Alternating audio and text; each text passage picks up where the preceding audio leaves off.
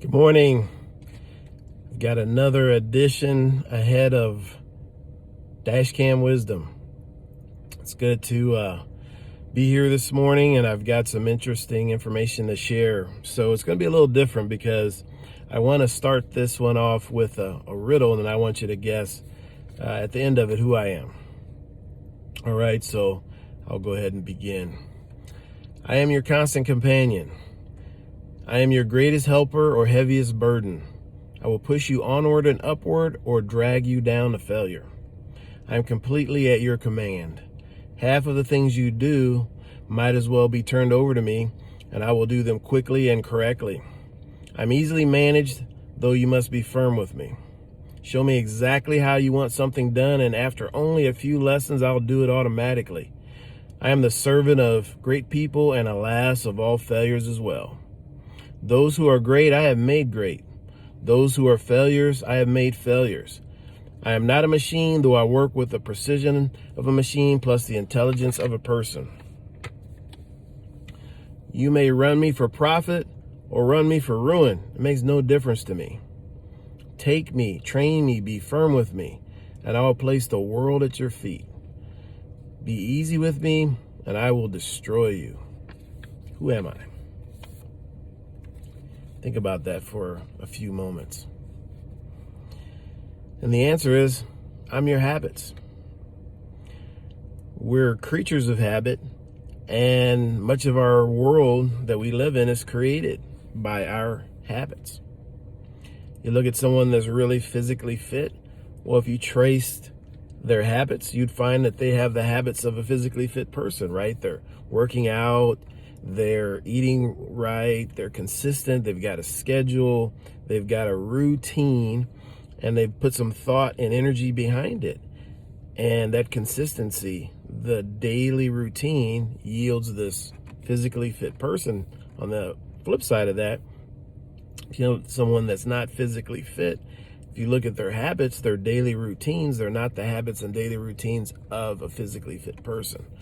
So the key to our success, whether that's fitness, whether that's relationships, whether that's career, the key to it is locked up in our daily habits. And so taking a really good look at our habits and starting to chip away at those, starting to replace those negative habits or non-productive habits with good ones, over time, we can really transform our life, give ourselves a makeover, so to speak.